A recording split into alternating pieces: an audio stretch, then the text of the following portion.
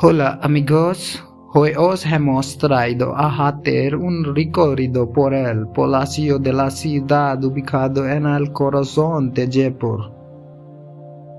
Jaipur es una hermosa ciudad en el estado de Rajasthan, India. El Palacio de la Ciudad es un palacio construido por el Maharaja Jawai Jai Singh II y todavía es famoso por ser la residencia de la reina Rajmata Padmini Devi. Así que perdámonos en los secretos de este antiguo palacio.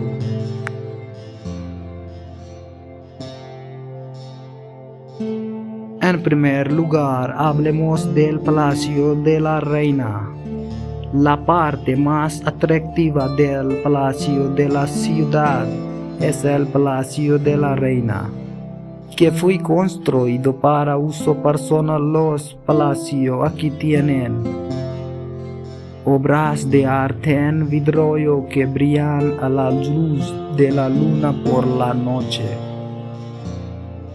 Ahora hablemos de Mubarak Mahal, donde se puede ver una colección de ropas antiguas y riquezas de los reyes. La rica colección textil y el interior real le sorprenderá.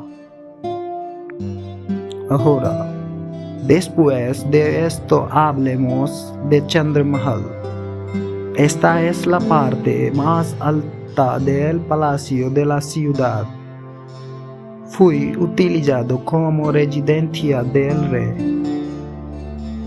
Desde aquí se puede ver a Khalid Chowk y Sheesh Mahal balanceándose en el aire. Ahora avancemos hacia Diwan-e Khas. Esta es otra parte magnífica del palacio. Fue construido para reuniones y ceremonias especiales de los reyes.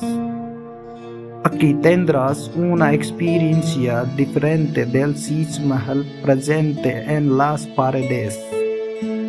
Ahora hablemos de Pritham Niwas Chowk, también conocido como Peacock Courtyard. Se trata de una playa única donde cada puerta está decorada con pintura de un color diferente.